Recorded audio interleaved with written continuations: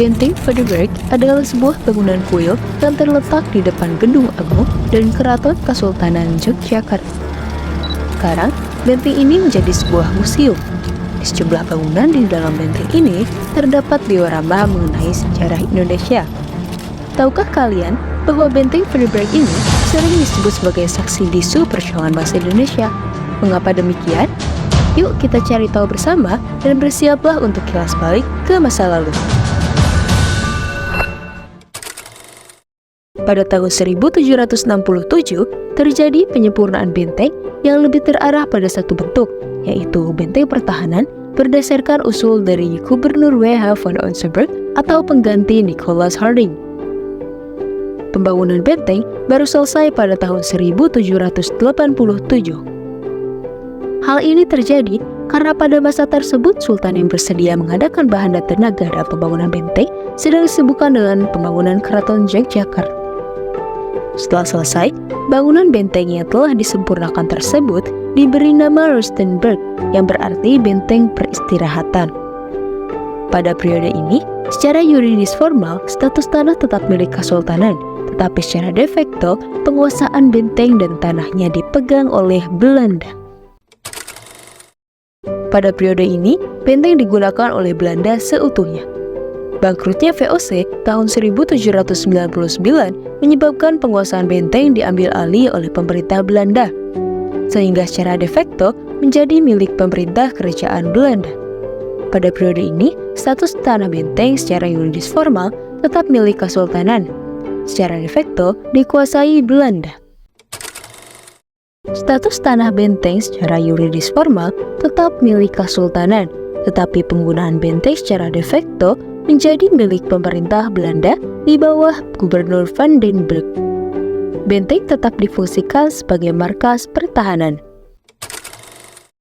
Pada periode ini, benteng diambil alih pengelolaannya oleh Koninkrijk Holland atau Kerajaan Belanda. Maka secara yuridis formal, status tanah tetap milik Kesultanan, tetapi secara de facto menjadi milik pemerintah Kerajaan Belanda di bawah Gubernur Herman Willem Daendels.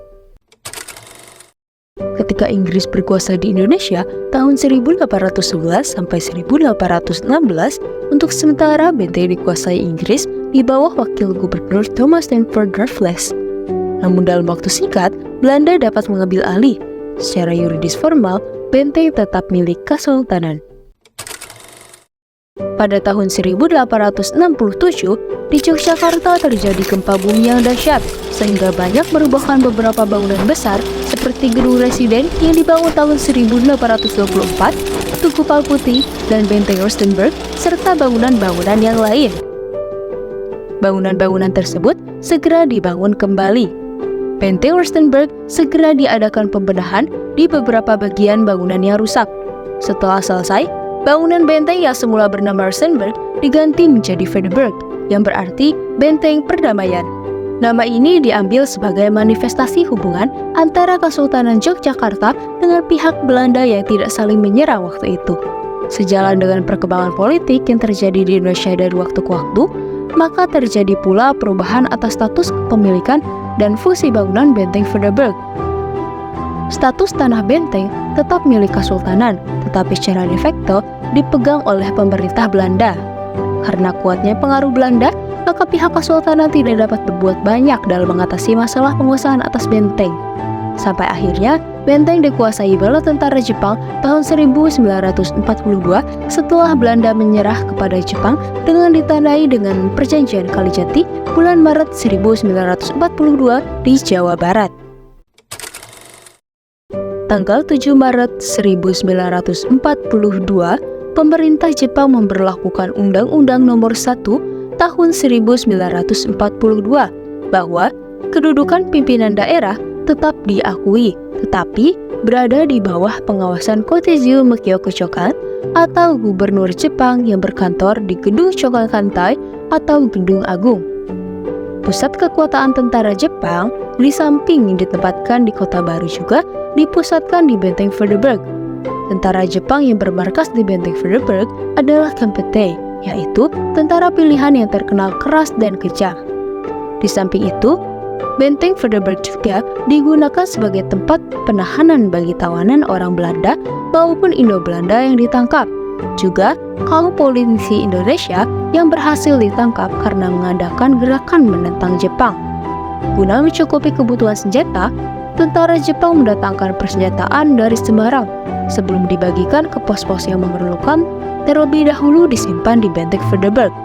Penguasaan Jepang atas Benteng Frederik berlangsung dari tahun 1942 sampai dengan tahun 1945 ketika proklamasi telah berkumandang dan nasionalisasi bangunan-bangunan yang dikuasai Jepang mulai dilaksanakan. Selama itu, meskipun secara de facto dikuasai oleh Jepang, tetapi secara yuridis formal status tanah tetap milik Kesultanan.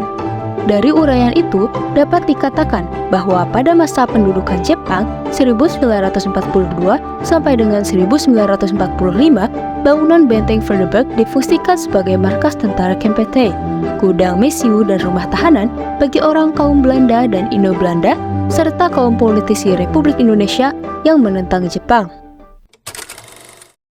Status tanah tetap milik keraton. Setelah proklamasi kemerdekaan Republik Indonesia pada tahun 1945, benteng diambil alih oleh instansi militer Republik Indonesia. Dilanjutkan dengan diambil alih kembali oleh pihak Belanda tahun 1948 karena adanya peristiwa agresi militer Belanda II, dan akhirnya direbut kembali oleh Indonesia setelah adanya peristiwa serangan umum 1 Maret 1949 dan pengelolaan benteng ditangani oleh APRI atau Angkatan Perang Republik Indonesia.